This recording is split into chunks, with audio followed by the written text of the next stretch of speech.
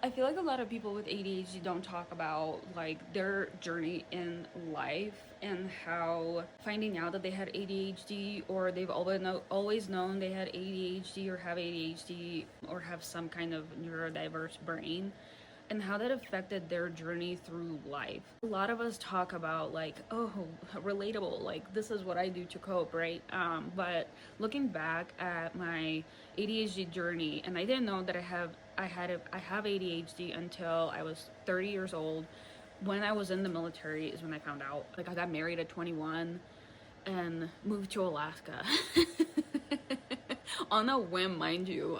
Granted, I knew the guy, right? Like we were friends since I was 14, and like it was more of like a, what could go wrong if you marry a friend? Don't do that. A lot can go wrong. But anyway, that happened.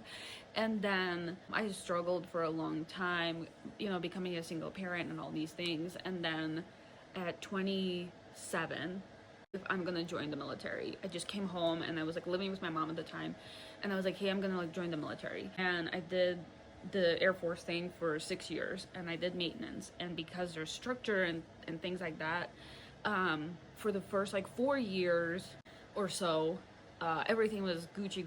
I was like thriving. One day I remember my nervous system just being done, and I was like, something is wrong, but I don't know what it is. So I went to therapy. This was like when TikTok was popping off too. I remember like getting on TikTok and like watching some videos, and I remember I followed a creator who did ADHD content, and I was like, oh, relatable. And that's how I found out I have ADHD, because I went to my therapist and I was like, hey, I think I have this. I have ADHD combined. I decided to get out of the military and then go into cybersecurity. And I did cybersecurity GRC, which is governance, risk, and compliance, for 2 years at two different companies at the enterprise level. And then at some point, my brain just did not want to work anymore. I was exhausted all the time. I would get off the computer and I would just go to sleep. That's not the way like I wanted to live my life. So I was like, hey, I do end user education. So what do I do? Marketing. Pivoted careers again. I had did my own business for a year in marketing, where I did like social media management.